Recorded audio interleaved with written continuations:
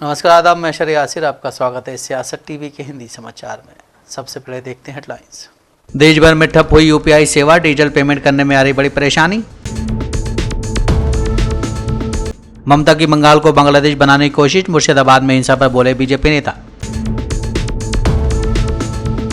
वक्फ पर मुसलमानों का आक्रोश स्वाभाविक, मायावती का राहुल गांधी पर बड़ा हमला। राणा सांगा विवाद के बीच अखिलेश यादव का आगरा दौरा, सपा सांसद से करेंगे मुलाकात। चिराग पासवान का बड़ा दावा, कहा कांग्रेस आरजेडी के बीच बढ़ेंगे मतभेद, अलग होकर लड़ेंगे चुनाव। तेजस्वी यादव के सीएम फेज को अखिलेश सिंह का फुल सपोर्ट, 2 धड़ों में बटी कांग्रेस। महासंकट बना ट्रंप का टैरिफ, चीन और अमेरिका के बीच जंग फिक्स। अब समाचार विस्तार से। देश भर में यूपीआई सेवा में तकनीकी गड़बड़ी मिली है, जिसकी वजह से डिजिटल लेन देन ठप हो गया है। इससे पेटीएम, फ़ोनपे और गूगल पे जैसे प्रमुख ऐप्स के यूज़र्स को पेमेंट करने में काफ़ी परेशानी का सामना करना पड़ रहा है। National payment corporation of India ने देश भर में यूपीआई सेवा में आई गिरावट को लेकर आधिकारिक बयान जारी किया है। इस बयान में कहा गया है कि एनपीसीआई इस समय कुछ तकनीकी समस्याओं का सामना कर रहा है, जिसकी वजह से कुछ यूपीआई लेन देन आंशिक रूप से असफल हो रहे हैं। हम इस समस्या को हल करने के लिए काम कर रहे हैं और आपको लगातार अपडेट देते रहेंगे। हमें हुई असुविधा के लिए खेद है।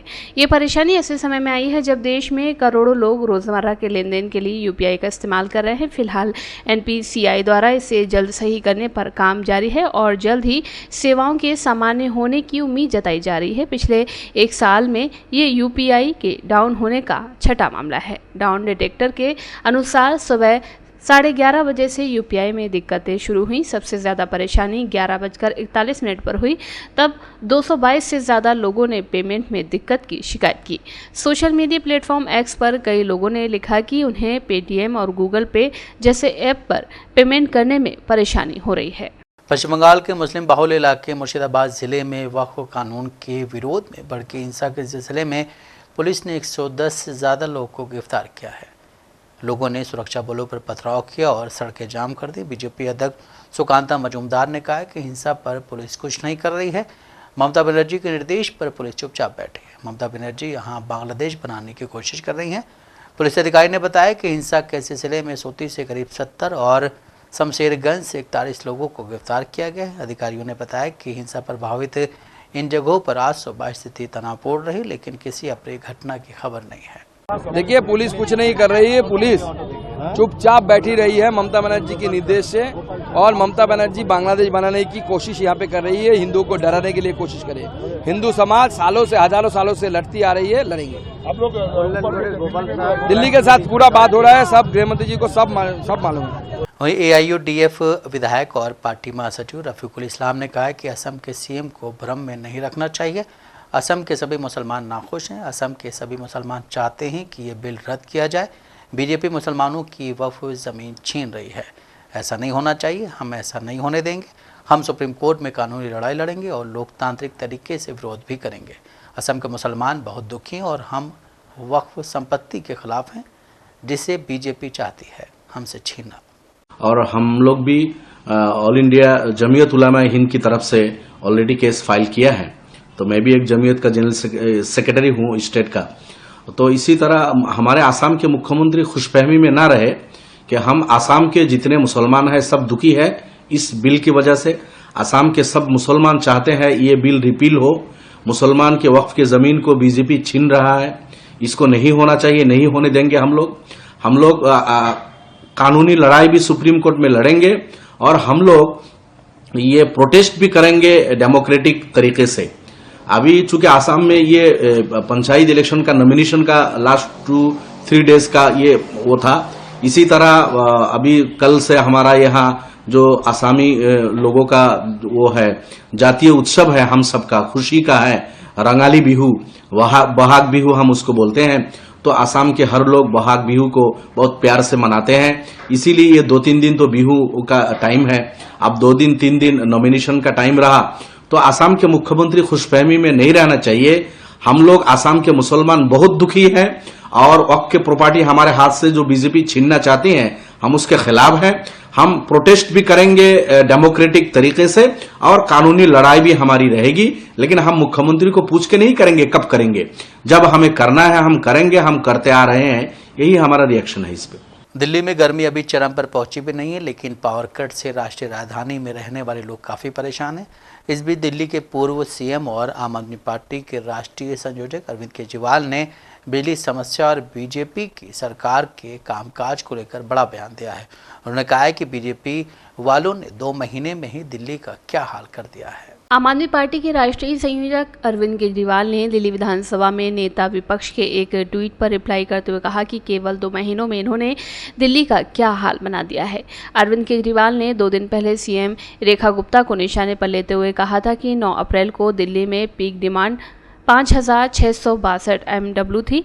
केवल इतने में ही पूरी दिल्ली में कई जगहों पर कई घंटे बिजली नहीं आई। पिछले साल पीक डिमांड लगभग 8,500 MW पर पहुंच गई थी। आप सरकार ने दिल्ली में कहीं बिजली नहीं कटने दी थी। दरअसल दिल्ली विधानसभा में विपक्ष के नेता आतिशी ने कुछ देर पहले एक्स पर कहा कि दिल्ली में लोग पावर कट से इतने परेशान हैं कि भाजपा के नेताओं को देखकर कोसने लगते हैं। इसलिए भाजपा के मंत्री सैकड़ों पुलिस वालों के बिना ऑफिस से नहीं निकल पा रहे। रविवार को मंत्री प्रवेश साहिब सिंह वर्मा श्रीनिवासपुरी गए थे। वहां पर महिलाओं ने उनका जोरदार विरोध किया।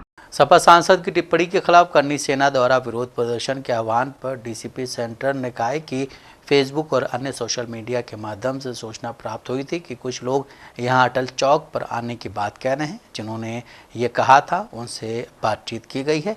अब उन्होंने यहां ना आने की बात कही है और अपने फॉलोअर्स से भी यहां ना आने की अपील की है, लेकिन फिर भी यहां फौज तैनात की गई है। देखिए, यहाँ पर कुछ फेसबुक और अन्य सोशल मीडिया के माध्यम से ये सूचना प्राप्त हुई थी कि कुछ लोग यहाँ पर अटल चौक पर हजरतगंज पर आने की बात कह रहे हैं। जिन लोगों ने भी ये मीडिया पर डाला था उन सभी से वार्ता करी गई।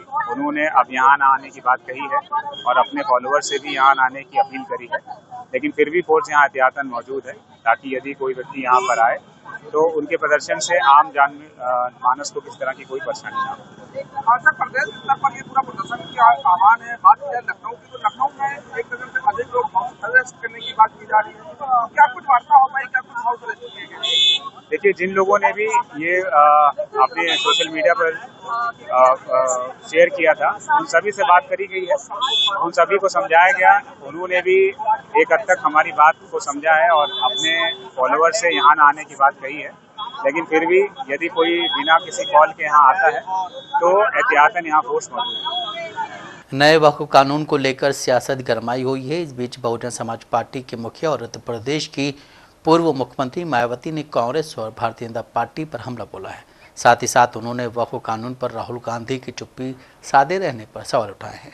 बसपा प्रमुख ने आरोप लगाया कि राहुल गांधी चुप्पी से इंडिया गठबंधन में बेचैनी है। मायावती ने ट्वीट करते हुए लिखा कि संशोधन बिल पर लोकसभा में हुई लंबी चर्चा में नेता प्रतिपक्ष द्वारा कुछ नहीं बोलना अर्थात सीए की तरह संविधान उल्लंघन का मामला होने के विपक्ष के आरोप के बावजूद इनका चुप्पी साधे रहना क्या उचित है। इसे लेकर मुस्लिम समाज में आक्रोश व उनके इंडिया गठबंधन में भी बेचैनी स्वाभाविक। उन्होंने कहा कि वैसे भी देश में बहुजनों के हित कल्याण एवं सरकारी नौकरी व शिक्षा आदि में इन वर्गों के आरक्षण के अधिकार को निष्प्रभावी व निष्क्रिय बनाकर इन्हें वंचित बनाए रखने के मामले में कांग्रेस भाजपा आदि पार्टियां बराबर की दोषी हैं। धार्मिक अल्पसंख्यकों को इनके छलावा से बचना जरूरी है। बसपा सुप्रीमो ने कहा कि इनके ऐसे रवैयों के कारण यूपी में भी बहुजनों की स्थिति हर मामले में काफी बदहाल व त्रस्त है, जबकि भाजपाइयों को कानून हाथ में लेने की छूट है। साथ ही बिजली व अन्य सरकारी विभागों में बढ़ते हुए निजीकरण से हालात चिंतनीय है। सरकार जन कल्याण का संवैधानिक दायित्व सही से निभाए। इससे पहले मायावती ने कहा था कि संसद में वक्फ संशोधन बिल पर सत्ता व विपक्ष को सुनने के बाद निष्कर्ष सही निकलता है कि केंद्र सरकार यदि जनता को इस बिल को समझने के लिए कुछ और समय दे देती और उनके सभी संदेहों को भी दूर करके जब इस बिल को लाती तो ये बेहतर होता। राज्यसभा सांसद रामजी लाल सुमन के राणा सांगा पर दिए बयान के बाद सियासत गरमाई हुई है। पक्ष और विपक्ष के नेताओं के बीच जुबानी तीर भी छोड़े जा रहे हैं। अब इस बीच ये भी खबर है कि समाजवादी पार्टी के राष्ट्रीय अध्यक्ष अखिलेश यादव 19 अप्रैल को आगरा का दौरा करेंगे। वो दोपहर 11:30 बजे राज्यसभा सांसद रामजी लाल सुमन के आवास पर पहुंचेंगे, जहां वो सांसद और उनके परिवार से मुलाकात करेंगे। साथ ही आपको बता दें कि रामविलास सुमन ने हाल ही में एक बयान दिया था जिसे लेकर राजनीतिक हलकों में काफी बवाल मचा था। अब उनका एक और बयान सामने आया है। कर रहा क्या नहीं कर रहा है, इससे मेरा क्या लेना देना। कौन करनी सेना, तमाम करनी सेना यहाँ घूम रही है। जहां तक मेरा अपना सवाल है, मैंने एक बार नहीं 1000 बार कहा है, कोई व्यक्ति अपने आप में पूर्ण नहीं है, कोई विचार अपने आप में पूर्ण नहीं है। मैंने राज्यसभा में जो बयान दिया, मैं जानता हूं कि मेरे बयान से तमाम लोगों की असहमति हो सकती है, लेकिन असहमति व्यक्त करने का हमारे देश में एक तरीका है। हमारे देश में आईन है, संविधान है, कायदा कानून है। तो कुल मिलाकर के अगर किसी को तकलीफ हुई तो जो विरोध करने के तरीके हमारे देश में हैं, धरना देना, प्रदर्शन करना, सत्याग्रह करना, अखबार में जाना, कोर्ट कचहरी में जाना, उनका सब इस्तेमाल करते। हिंसा का रास्ता किसी भी कीमत पर हमारे देश को स्वीकार नहीं है, और जिस तरह के तत्व यहाँ हिंसक वातावरण बना रहे, ये मैं समझता हूँ देश की सेहत के लिए किसी भी कीमत पर ठीक नहीं है। क्या करें, अकेले घूमे जब तमाम ध्वंस मिल रही है, हमारी जिंदगी को खतरा है, लोग गोलियां मार रहे हैं, मेरे परिवार को समाप्त करने की कोशिश की, घर पे बुलडोजर लेकर के आ गए, कोई जीभ काट रहा है, कोई कान काट रहा है, कोई नाक काट रहा है, कोई सीधा गोली मार रहा है, तो उस परिस्थिति में क्या करना चाहिए? मजबूरी था हमारे कोर्ट में जाना, हम हाई कोर्ट में गए। केंद्रीय मंत्री चिराग पासवान ने वैशाली में मीडिया से बातचीत के दौरान महागठबंधन पर निशाना साधा। एक सवाल के जवाब में उन्होंने कहा कि कांग्रेस आज वर्चस्व की लड़ाई पर है और ये वर्चस्व की लड़ाई इंडिया गठबंधन के भीतर ही चल रही है। कांग्रेस जो इस विषय को उठाकर आगे बढ़ाने का काम कर रही है, वहीं कहीं ना कहीं कांग्रेस और आरजेडी के बीच की दीवार भी अब देखने को मिल रही है। मैं ये मानता हूं कि विधानसभा चुनाव आते आते महागठबंधन धराशायी होगा। कांग्रेस आरजेडी के बीच मतभेद इतने बढ़ेंगे कि दोनों अलग अलग चुनाव लड़ेंगे। बिहार में एकदम ताबड़तोड़ जो चल रहा है, जो आरोपों की बौछार लगा रहे हैं, बड़ी एक्टिव हो गई है। बिल्कुल एक्टिव हो गई है और वर्चस्व की लड़ाई पे है आज की तारीख में कांग्रेस, और ये वर्चस्व की लड़ाई गठबंधन के भीतर ही चल रही है। ये जो आंख दिखाई जा रही है और जो सवाल पूछे जा रहे हैं, ये आंख राजद को ही दिखाई जा रही है और ये सवाल भी राजद से पूछे जा रहे हैं। पलायन को लेकर जो कांग्रेस की चिंता है, वो चिंता हम सब की भी है, पर उस चिंता की शुरुआत कहाँ से हुई? याद करें 90 का वो दशक। हर वो युवा जो आज की तारीख में संभवतः मेरी उम्र का होगा या मुझसे ज्यादा उम्र के होंगे, या वो बुजुर्ग जिन्होंने 90 के दशक का वो दौर देखा, उनको आज भी वो याद होगा कि किस तरीके से पीढ़ियां बर्बाद हो गई, पीढ़ियां मजबूर हो गई बिहार छोड़कर दूसरे राज्यों में, दूसरे देशों में जाने के लिए। क्यों?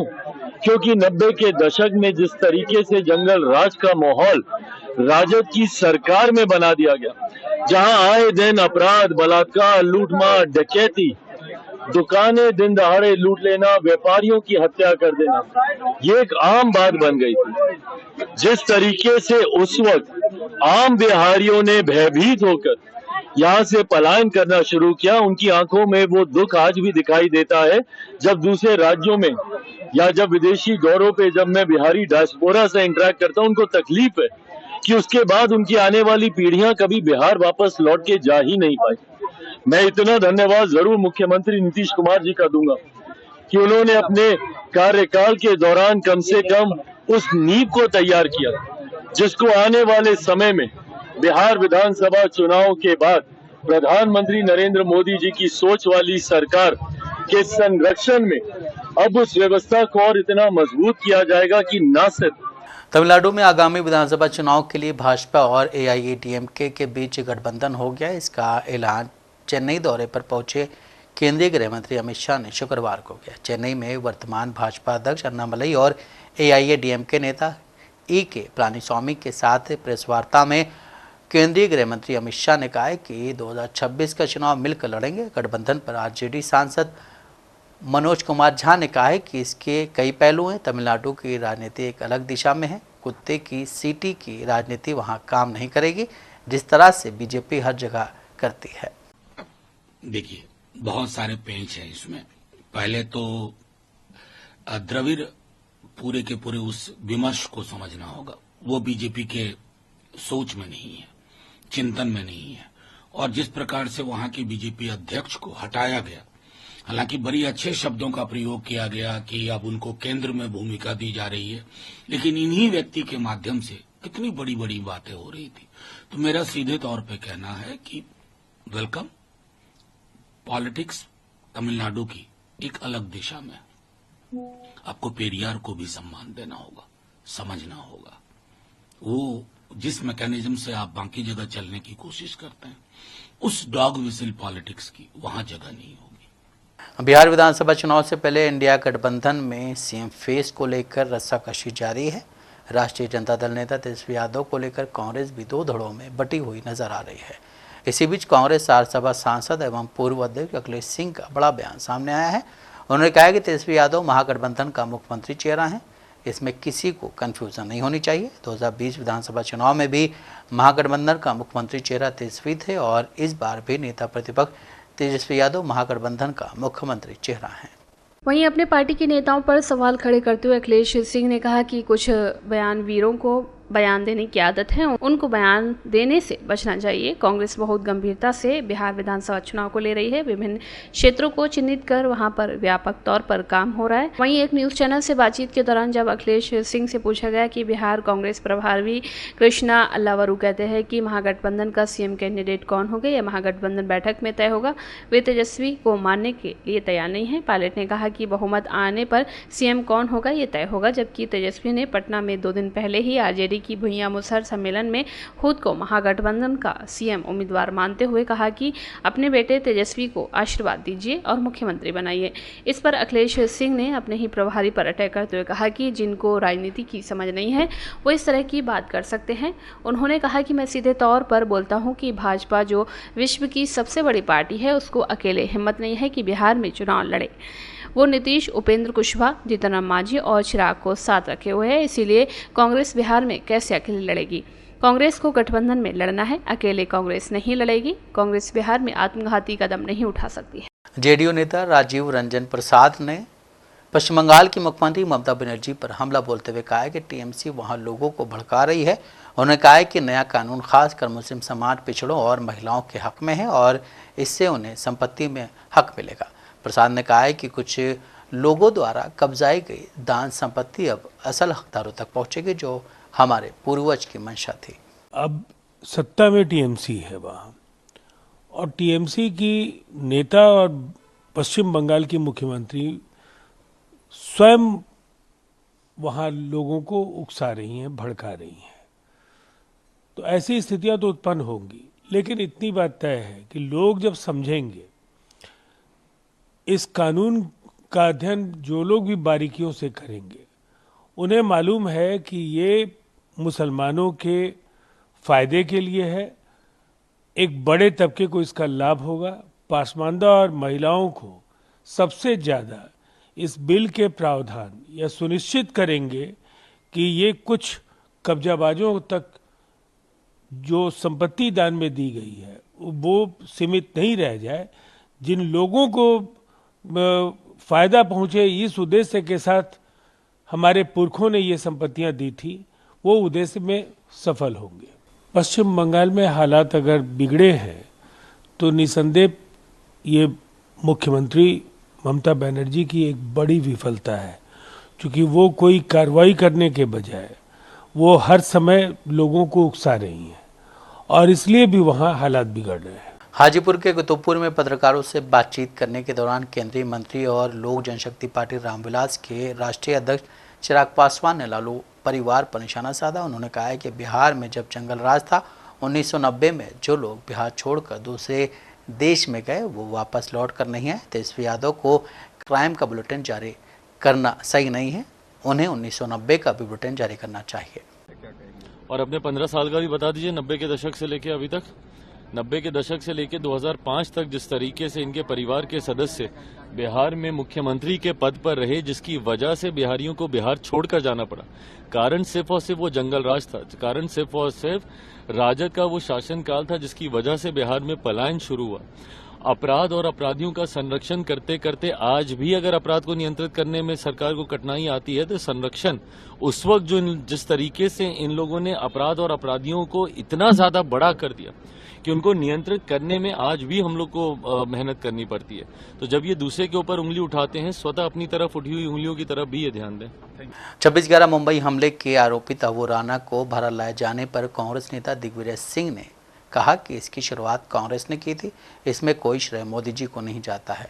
उन्होंने आगे कहा कि तबू राना 26/11 हमले में शामिल था और उसका भारत लाना केवल इसलिए संभव हो सका क्योंकि यूपीए सरकार ने सही समय पर जांच में उसका नाम डाला और उसे अमेरिका में गिरफ्तार कर लिया गया। 14 साल की कैद पूरी करने के बाद उसे भारत लाया गया है। रूप से 26/11 के अंदर षड्यंत्र में शामिल था ये व्यक्ति और उसका प्रत्यारोपण जो हुआ है, एक्सट्रेडिशन हुआ है, ये इसलिए हुआ है क्योंकि उस समय की यूपीए सरकार ने सही समय पर उसका इन्वेस्टिगेशन में उसका नाम उसका को पकड़ में आया, उसकी गिरफ्तारी हुई यूएसए में और यूएसए में गिरफ्तारी में उसको सज़ा हो गई। 14 साल की सज़ा थी। 14 साल की सज़ा काटने के बाद उसका प्रत्यारोपण हो गया। इसमें कोई श्रेय मोदी जी को नहीं जाता। वो कहते हैं कि बीजेपी कांग्रेस ने वोट की राजनीति के चलते दबाव कम बनाया और इसके चलते इतना टाइम लग गया। वो झूठ बोलते हैं। टाइम इसलिए लगा क्योंकि अमेरिका ने उनको 14 उसे राणा को 14 साल का उसको कैद का आरोप दिया था, उसका आदेश था। जब तक 14 साल उसकी पूरे नहीं हो जाएंगे सजा के, तब तक प्रत्यारोपण हो नहीं सकता था। वो पूरे हो गए, प्रत्यारोपण हो गया। इसकी शुरुआत तो कांग्रेस पार्टी ने की थी और तत्कालीन गृह मंत्री जी चिदम्बरम जी का विस्तृत बयान है, आप जरा कांग्रेस पार्टी का उसको भी पढ़ लिया करो। देवेंद्र फडणवीस आप भी पढ़ लो। दुनिया में युद्ध के कई मोर्चे खुले हैं जहां शांति स्थापना की कोशिश भी बंद कर दी गई है। इन्हीं विध्वंसक हालात के बीच अमेरिका और चीन ने एक दूसरे के खिलाफ सीधा मोर्चा खोलने की तैयारी कर ली है। शुरुआत टैरिफ वार से हो रही है, लेकिन टैरिफ वार कब विनाशकारी युद्ध की तरफ रुख कर ले कहा नहीं जा सकता। ये कोई आकलन नहीं है, बल्कि जंग की तैयारी दोनों पक्षों ने सार्वजनिक भी कर दी है। चीन के विस्तार को रोकने के लिए ट्रंप ने एक ऐसा दांव चला है जिससे चीन का पनामा पर दबदबा पूरी तरह से खत्म हो सकता है और ड्रैगन के पंख कतरने वाला ये प्लान धरातल पर उतारा भी जा चुका है। अमेरिकी रक्षा मंत्री पीट हेगसेथ ने कहा कि चीन के दखल को रोकने और पनामा की सुरक्षा के लिए हम पनामा नहर को वापस ले रहे हैं। यहाँ ओबामा और दूसरे नेतृत्व के दौरान चीन का बहुत ज़्यादा दखल बढ़ा है, इसीलिए हम पनामा से लेकर उनको बाहर कर रहे हैं। ये सिर्फ अमेरिकी रक्षा मंत्री का बयान नहीं, बल्कि इस दिशा में कार्रवाई भी शुरू हो चुकी है, जिसकी पुष्टि खुद ट्रंप ने की है। उन्होंने बताया कि अमेरिका ने पनामा में बड़ी संख्या में सैनिक भेज दिए हैं। तो क्या चीन अमेरिका की अदावत का कारण सिर्फ पनामा है या सिर्फ अदावत की मुख्य वजह है बाजार जिस पर चीन का दबदबा है? और इसी दबदबे को खत्म करने के लिए ट्रंप ने चीन के खिलाफ सबसे बड़ा दांव चला है।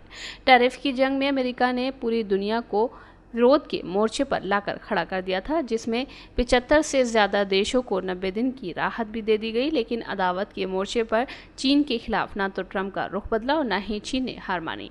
ट्रंप ने अपनी नई पॉलिसी के तहत चीन के लिए टैरिफ दर बढ़ाकर 54% की। जवाब में चीन ने अमेरिका पर 34% बढ़ाकर 84% टैरिफ लगा दिया।